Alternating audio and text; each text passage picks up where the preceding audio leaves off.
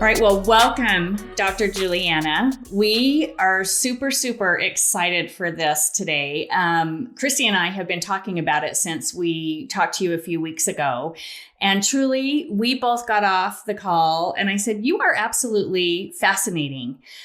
There's so much information when you think about sexuality. It definitely encompasses more than we thought. So we're super excited today to talk about sexual agency with you and learn, because I don't really know what sexual agency means. So I'm excited to learn. Thank you for having me on here too. I'm so excited to have this conversation. And I felt the same way. Like after we got off our call, I just felt so excited to continue the conversation with you all today. Tell us why we are talking about sexual agency today. Why is it so important that, and it's a topic that's so important right now? What should we know about sexual agency? Yeah, so I'm going to back up a little bit and talk to you about how I came to understand sexual agency and why it became the aha moment for me, for my personal life, and then my professional life. So I knew when I was finishing up my doctorate at William & Mary that I wanted to have it within the topic of sexuality. And when you're going through a dissertation, you have to go through all this kind of research stuff, and you have to have something that you're wanting to change by what you are doing. And I decided to have a class. What I wanted to know in constructing a class that evolved and revolved around conversations about, particularly at that time, female sexuality, I started asking the question, what makes one person feel fulfilled in their sexual relationships and their sexual journey?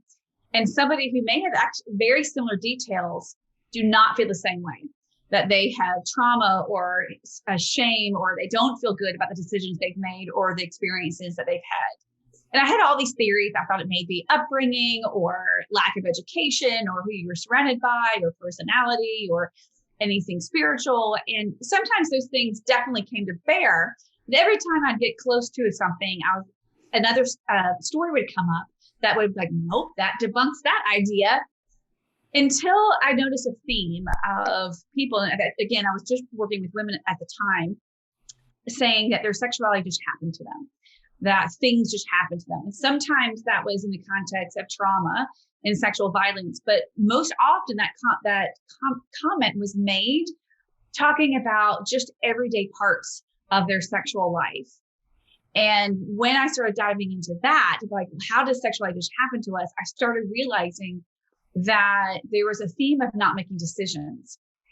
And I flushed through it, and I came upon this concept of sexual agency. I didn't come up with the topic, but then I looked and there was nothing. And this was a long time ago. So really before we could do lots of Googling or any of those kinds of things, I was looking in all these articles and it was nowhere. No one was talking about how to make decisions in your sexual life. And for sure, no one was talking about how to learn the skill of that. So I started asking further. And this is what I came up with, my concept of what sexual agency is, which is that you realize there's a decision to be made. You have confidence in the skills that you have to make a decision. Then you make the decision. And that's kind of where I ended up. And when I would talk to people like, can you make decisions for yourself? Like, yes, I do this all the time. And of course I do. But I'd ask them to tell me a story or several stories, and we could pull apart. There are oftentimes at least one of those three things missing, that actually the thing just happened because they didn't realize that they were in the middle of making a decision or in the middle of something happening before they'd actually step back and decide, do I want to be doing this or do I not? Then we would talk about their confidence, and there'd be lots of comments about, like, I didn't want to be difficult. I didn't want to hurt someone's feelings. I just wanted to get it over with. And then third, it was like, well, it was just easier to go along with this than it was to say no. And I heard those things over and over and over again. And no one was really relating that to not making decisions. So that was really interesting. And I knew I had to do something about that in changing our sexual education. But it didn't account for how often I was hearing about people's, again, going back to my original question, which is what makes one person happy and fulfilled and what doesn't.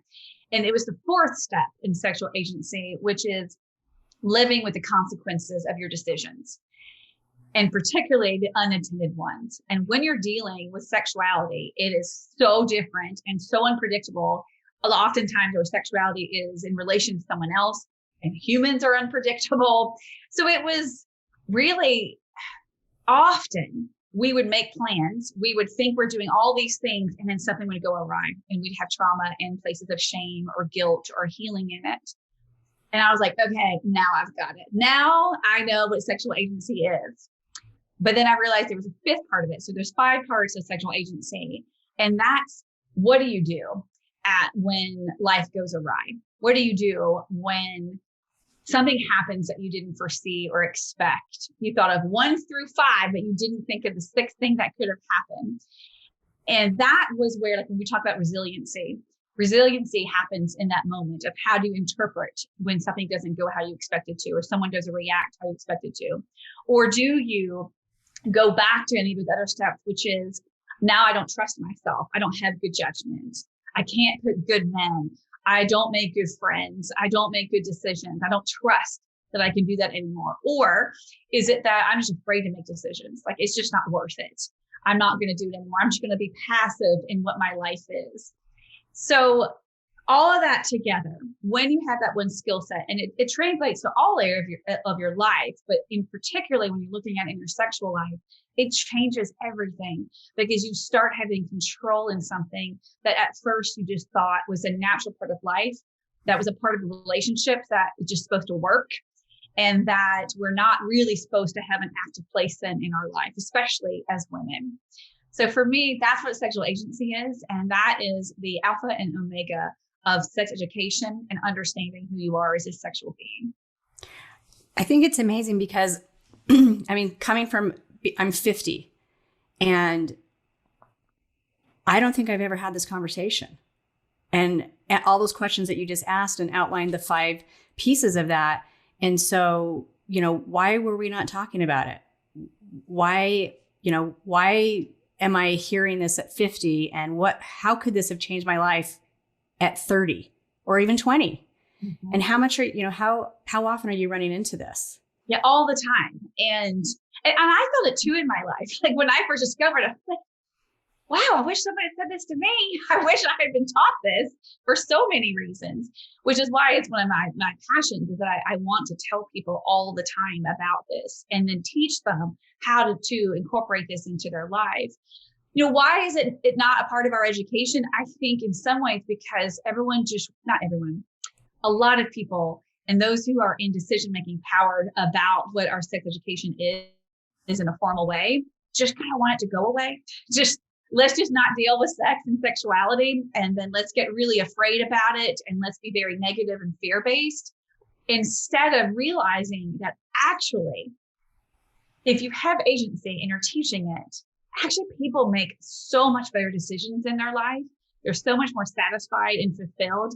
And some people are actually having less sexual activity because they're being more purposeful and decisive about what that is, instead of the opposite. Same kind of theory that a lot of people have of like, you shouldn't be giving out condoms because it's going to make kids have sex more. My belief system is that actually isn't the case. That really, if you arm people with education and you arm people with knowledge, then they actually get to make good decisions that come from a place of empowerment instead of a place of ignorance and lack of knowledge. That is it's so powerful. But to Christy's point too, I wish we would have had this conversation. And I want to just ask a question as a parent.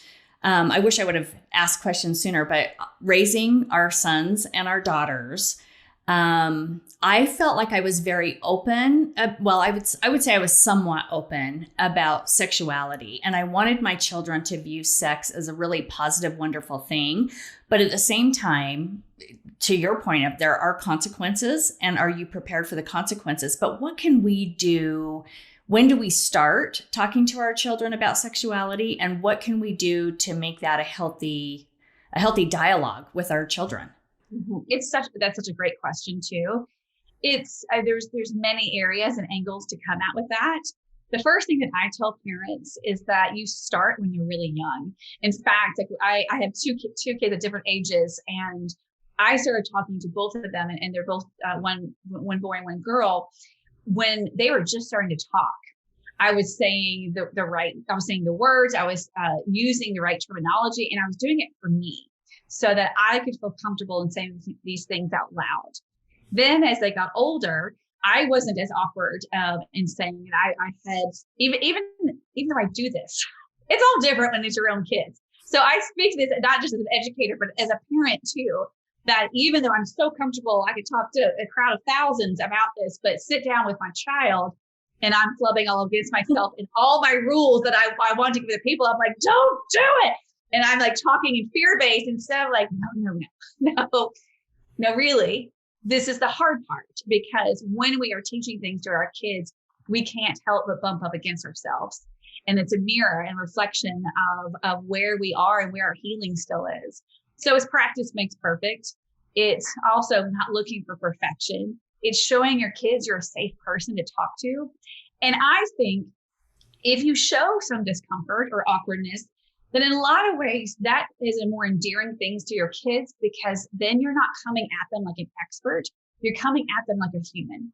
And you are creating a space, which is the most important thing, that you are safe to ask. And you may not know the answers to, but you'll support them and you'll help them find the answers. The other thing I would do simultaneously is you're getting used to asking these questions and saying these things to your kids, is every chance you can help your children learn how to make decisions, even outside of the sexual world, but allow them to learn the concept of all those 5 things of agency outside of sexual world. If they have that skill outside of sexual behavior, then they're going to be able to incorporate it a lot more easier when it's time to make those kinds of decisions inside of their sexual self. So I would do that stuff. Yeah. So I want to go back to when you started about having the conversations when they're young. Can you get a little bit more specific? Are you saying that we're starting with just having the right terminology for our body? Give me some examples of what that would look like, because, I think we make up names. Yes. Mm-hmm. When they're young, and what effect does that have? And, let's talk about specifics of what conversations we really should be having from when they're young to their teen years. Yeah. So when they're really young, it's really about body parts. And, it's so funny. So I'm again, like pretty passionate about using the right words. And I've been teaching my daughter, she's a vulva, not a vagina, since the very beginning. She won't call it a vulva. She just won't do it. And I have tried and been saying it since she was little. Like, of course, she's not going to do it because of what I do. That's fine. But again, it's just about the conversation. And it's okay, as long as she's talking about it and she knows she can talk about her genitals to me and ask questions. And I watched very carefully what my reaction is. And there's certainly been things that she said and done about her genitals that I want to laugh, or I want to go call like my mom and say this funny thing she just said. She used to say vagina all the time. That was so funny. And I want to normalize it. So it's reflecting what they say. It's being proactive, like, we're going to clean your vulva now, and things like that normally just feel so embarrassing or something easy to skip over. But I wanted her to feel comfortable about those parts, because when she can see that I am at least trying to be comfortable with it, then when she actually has a question, when we're getting into puberty or if there's some health issue going on, that she feels okay asking and knows that I'm okay with it too. Even in discomfort or awkwardness or humor, we can talk about it. Same thing with my son. We did the same thing. And I would say, like, I don't have this part, but I can help find out answers about your penis too. And I had this one story that I wrote that was called Me, Jack, and a Jock Strap. And it was like the first time that I had to buy a cup for my son for this football game. And I was like reading the instructions in our foyer going, I have no idea where to put this thing. I mean, I know kind of where to go. And he looked at me like, don't look at me. I don't know either. And it was this honestly like wonderful exchange that he was like 5 or 6 at the time. And he's 22 now. We still talk about it, how funny it was. And his takeaway was like, it was just a normal part of it. And that's all right. And I remember one time too, he came running in my room like, Mom, I've got balls inside my balls. And, like no one prepares you for the statements that some of our kids say. And you're like, what is the right? Do I get excited? Do I just say yes? Like, what do you say? What is the least hurtful or least whatever thing? I was like, you're right. Awesome. Great. And now what? Like, what do we do with that now? And again, like it's just rarely about having the perfect answer. It's about being receptive to it all. And I tell parents too, if you don't feel like you got it right, whatever right is the first time, you can always go back. In fact, it's such a beautiful lesson to teach your kids, which is, I like a do-over. So if your kid has said something that you're surprised by, or you don't know how to answer, or you don't like how you answer, you ask for a do-over and say, I've thought about when you asked me about what you saw mommy and daddy doing in their bedroom last night. I actually want to explain something differently to you now. And kids often are, first of all, most of them just be like, okay. And then they move on. And you don't see that actually what happened was that moment was really teachable. So I told you my son is 22 and he's been asked quite a bit in the media or people like, what is it like to have her as your mother and a sex educator? And I've had those kind of conversations too about what that's like and if it's been mortifying and embarrassing and stuff. And he said, and I thought that was going to be a lot of his big answers. But one day we were driving in the car and I asked him, I was like, truly, like what, just between us, what has this been like for you? And he's like, well, yeah, it's been nice like that. I can ask you things and I know like it's your job to be good about it, to know what you're talking about. And sometimes it's embarrassing when my friends, see that you do that. He's like, but honestly, the best thing you've done is you've taught me not just how I should treat other people and what I should have in my sexual life. He's like, you've taught me that as a man, I deserve to be treated well too. And that what I need and what I want matters. And like, I was like, oh, that's beautiful. I had no idea. Like, thank you. That's great. But perfect. When I sat back with that, I was like, yeah, it's I'm obviously passionate about what we need to do for our daughters, but we need to do these things for our sons too, especially for our sons who will be interacting with women. It has to be a whole culture of change that everyone gets to have sexual agency. Everybody matters and everyone gets to have a say in their life. We just have to teach and support that. And that progressive, like I had another moment when in my second marriage, I had 3 bonus boys. And I remember one time I was walking past, I had like a load of laundry and they stopped and they said, we want to talk to you about porn. I just want to do my whites, but okay, like here we are in this again, like no one prepares you and it never, those are the conversations that are almost more important than like the sit down talk.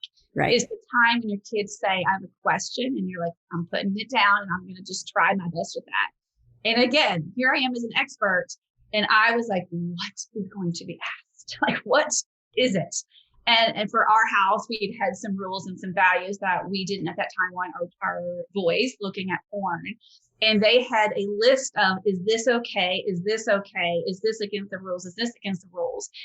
And what I loved about it was that it mattered to them, that they were willing to ask the question, that we could have a conversation that felt really uncomfortable for me with teenage boys. And I really wasn't sure what our answer was going to be for some of that. And I said that at times, like, that's a great question. Let me talk with your dad and we'll get back with you on it. Let's have another conversation about it. Tell me what your concerns are. Tell me what you want and what you need with this. And let's co-create some decisions together. I think that's a really important thing to do also, which is teaching your kids how to communicate about sex and how to negotiate decision making too. I think that's amazing. That is really, it's so good. It's one of those things where we know, or I would say for me as a parent, my mom never talked about sex at all. But then you get older and there's so many questions going on in my mind about this because a couple are, one, I think the more confident we are too, to just and be open to have the conversation.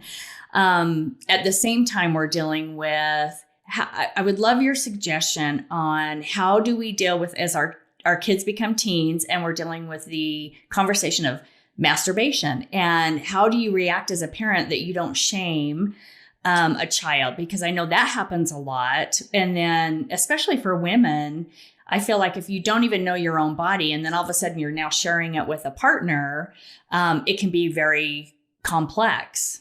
Mm-hmm. Yes. Yes. And again, that's a wonderful question that we need to be constantly checking in and asking self. And it's the third part of my advice on how to raise sexually competent children is you need to do the work yourself. And I used to say first, but that's not life. First of all, none of us would do that. Same with my parents, God love them, but they gave me a book. And it was a terrible book. And everything else was like, and you are bad if you do anything else beyond that. And so I spent most of my life trying to be the good girl. And my mom and I have had beautiful conversations, and we've come like a really far way with all of that. And she's like my biggest supporter in this work. But there's just so much we have to learn. And I'm a big proponent of not trying to show your kids that you're always the expert and that you are the all knowing of everything. It's incorporating them into their own decision making of who they are and what they want. And also seeing you do the work too. That does not mean they need to be privy to private information and details. They don't have to know those things, but they can see that matters to you, that you want to explore those things on your own. So there's lots of, I have some hilarious stories from some of my friends of like kids walking out. It's like one of my good friends, actually your husband knows her, was writing a check to her babysitter, and her son went and brought this very big sex toy that it was a joke that she had gotten at a sex toy shop, and was like, Mom, and it acted like it was a lightsaber. And she was just trying, and it was very clearly a sex toy. And the babysitter pretended like it wasn't happening, and she was ignoring it. And there's lots of those kind of things that happened. I actually have a whole blog on people sending me, ask people to send me stories of errant sex toys with their kids. I personally think that although there needs to be things that are private and there needs to be things that are definitely, this is mommy or daddy time or mommy and daddy space. I also don't believe in necessarily always locking up everything and having that be so private and secret that kids are curious and then they're not educated and then they don't realize it's something that you value too. Obviously, I'm not a proponent for kids being exposed to pornography or anything like that until they are well older in their life. But I do think it's okay to acknowledge that you have pleasure and you want to have pleasure and that you may experience that yourself.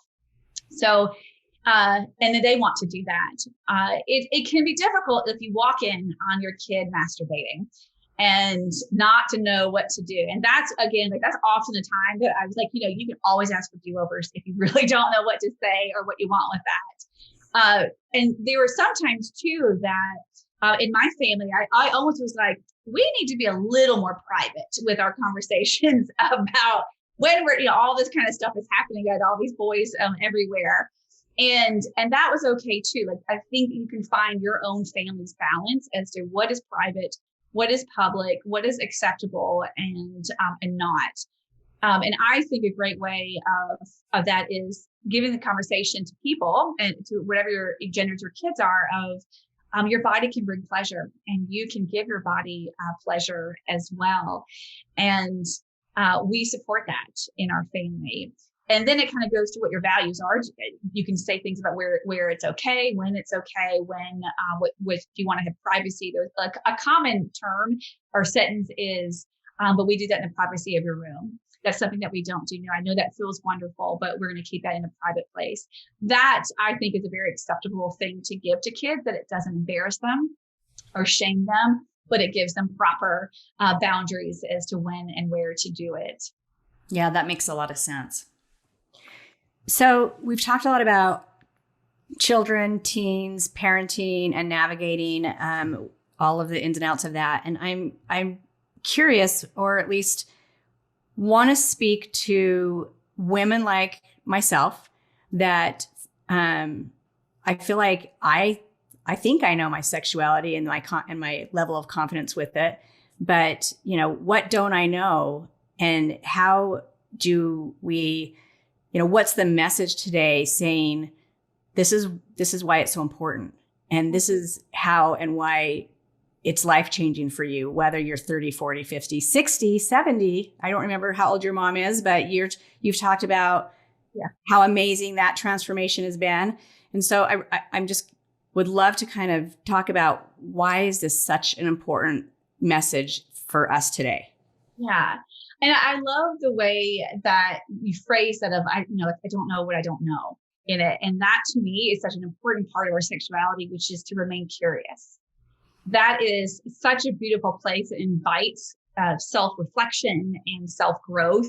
It allows for you to understand the ebb and flow of our desire and libido, of our sexual connection with ourselves. And if we're partnered for a long period of time, it allows for us to bob and weave through how we feel about our body in relation to our sexual connection. And as we age through things, we want to remain curious so that we don't shut down and we don't shut off, and that we really, as we age, what we want to happen is that we are growing closer and closer to understanding who we are, instead of feeling more disconnected with others in our life or and with ourselves.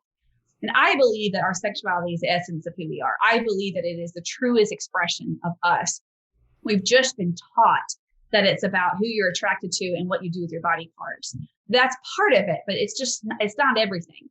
And so when I talk about sex education and what we should know about ourselves, I really believe in holistically looking at our sexuality.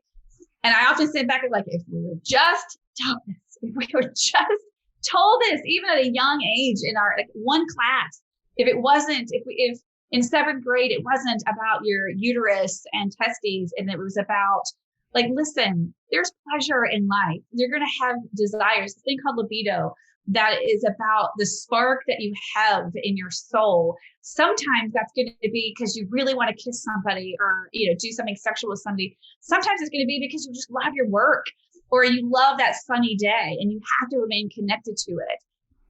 Talking about how to really have empowered sexual health decisions with our medical providers. That's a huge part of it. I work with so many people, especially women, but so many people who are not taking care of their sexual health because they're too embarrassed to ask, and their providers aren't being proactive themselves in it. That's a part of holistic sexuality. Looking at where does love and connection fit into your happiness and fulfillment in both your sexual world and outside of it. And then truly, do you really know who you are? And when we think about in the most heightened, evolved sexual connections that we've had, and that doesn't mean it has to be this amazing, passionate making love. It can be a quickie with somebody that you don't know. There can be evolved sexual connections in a variety of form, but a lot of us know what I mean by that. When you've really had a soulful connection that you're that tapped into me, that really tapped in the truth of me. And I felt a different kind of exchange. That is important. That kind of connection is mimicked outside of the world, and as well as is something that you want to enhance in your life, because what it truly means is that you're living a present mindedness. You are really paying attention to what the truth is about who you are and what's happening in your life. And you're making decisions that are based in self-knowledge instead of what everyone else is telling you it should be. And when you are making decisions based on who you are, that's kind of when we get to that phase, especially for women, what I think moving into your 40s and 50s, and I'm 50 also, or almost 50, is it's just being unapologetic. And I don't know if you can be unapologetic about your life until you really made peace with it and know the truth. And I love speaking essence to essence with people, which is hey, this is the truth of me. This is the good stuff you're going to get by knowing me. This is the hard stuff you're going to get by knowing me. And I want to know the same about you because I know you have the same. Details are going to be different, but you matter. You matter to me, and this connection matters to me. So let's kind of sift through that stuff and just sit down and share. Those are the most kind of fulfilled kind of relationships in my life that I look for and that I see over and over again as the older we get, especially with women, that we're really striving for. We kind of just don't have time for the BS anymore. We just really want to be living our truth. And that's the gift of aging, I think, is learning that and living it and finding other people who are living like that too. Oh my gosh, I love that. Dr. Juliana, I would love to now tell people, because I feel like Christy's point, at any age, it's never too late. And that is the beauty of aging, as we come into our own. And I think we embrace things completely different and are hopefully more open-minded. At least I feel like I try to be. But what resource? Tell us what you provide. Because when I was looking at your website, again, I was saying earlier, there are so many resources. You offer so many different classes, I guess you would call them, or one-on-one sessions, but you work with men and women. It's not just women.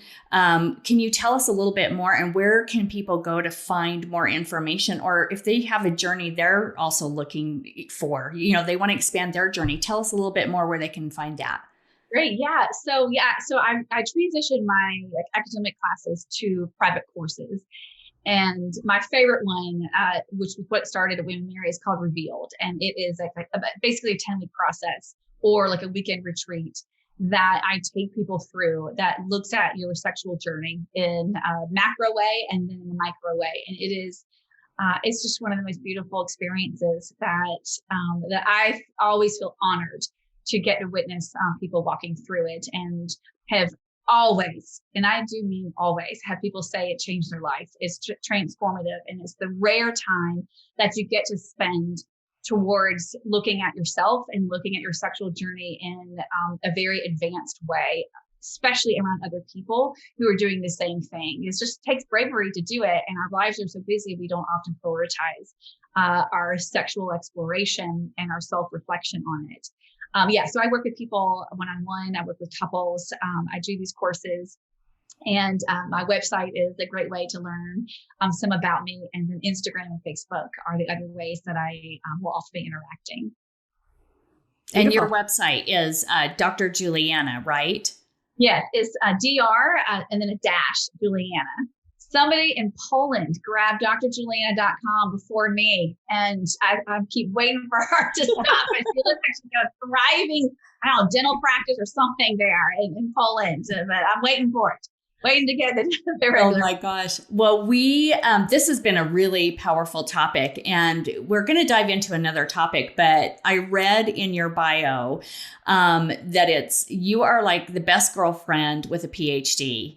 And it's similar to going to a doctor's appointment and having a glass of wine and just talking with your doctor. And I 100% agree with that, because I will say I never once felt comfortable talking to my doctor anything to do with sexuality or sex.